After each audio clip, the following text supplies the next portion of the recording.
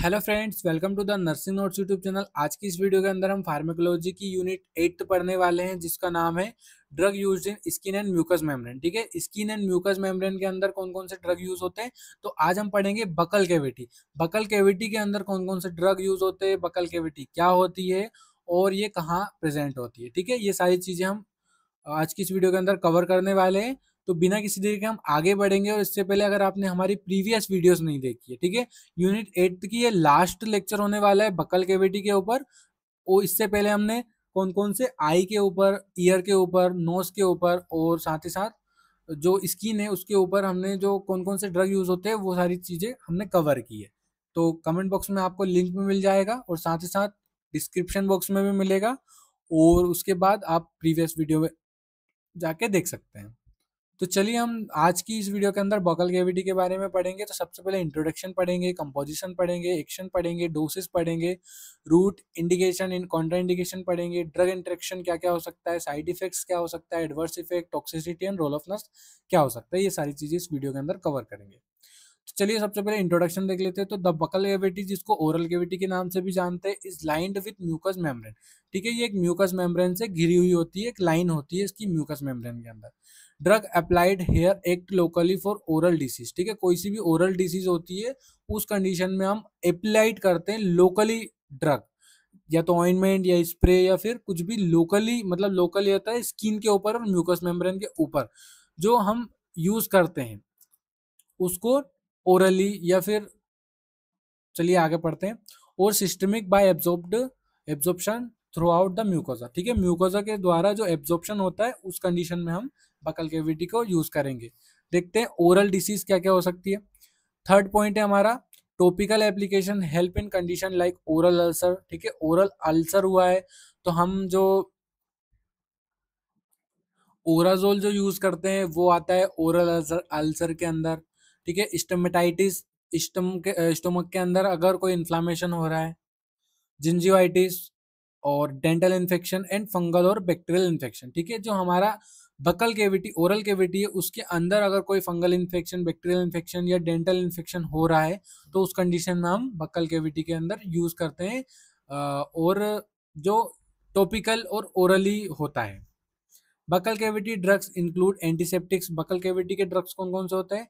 Antiseptics हो गया, analgesics हो गया, एंटी फंगल्स हो गया, कॉर्टिकोस्टेरॉइड्स हो गया, एंड साथ साथ लोकल एनेस्थेटिक्स हो गया।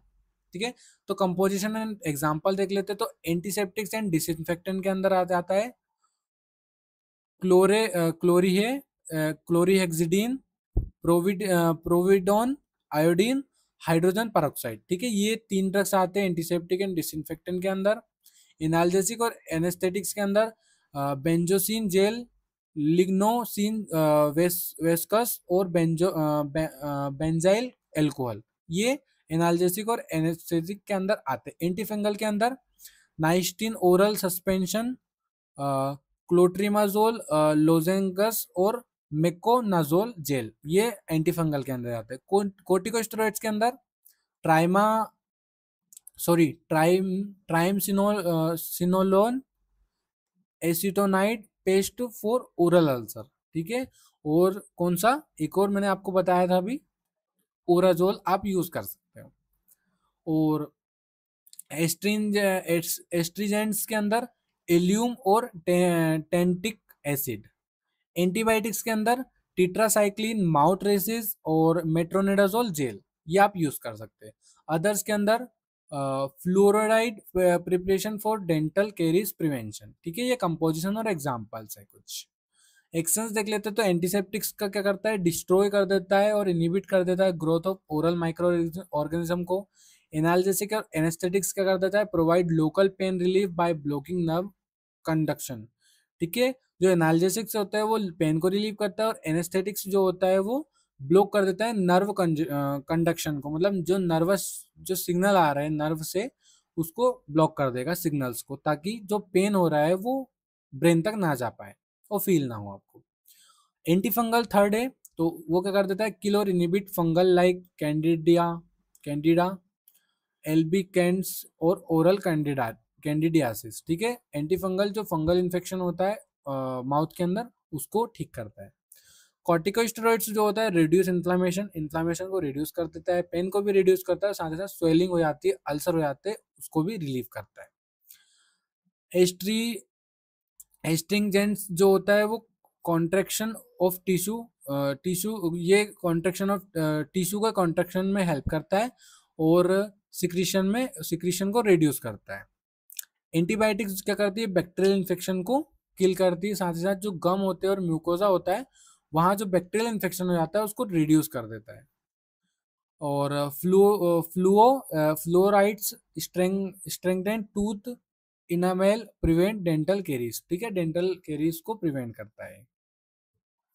देन डोसेज एंड रूट के बारे में बात करते हैं तो डिपेंड ऑन ड्रग फॉर्म, ठीक है, ड्रग फॉर्म के ऊपर डिपेंड करता है। माउथ वॉश जो होता है 10 से 15 ml और gargled 2 to 3 times daily. Oral gel paste जो होता है applied thin layer 2 to 4 times daily.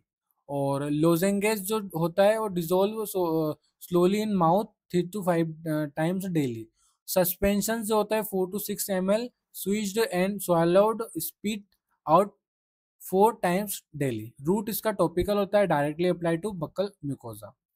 और लोजेंगस माउथ वॉश जो होता है वो लोकल कॉन्टेक्ट एक्शन होता है। बक्कल टेबलेट जो होते हैं absorb by thoroughly buccal mucosa और सिस्टमिक इफेक्ट्स, ठीक है, इसमें यूज होता है। ये ड्रग और रूट हो गया हमारा।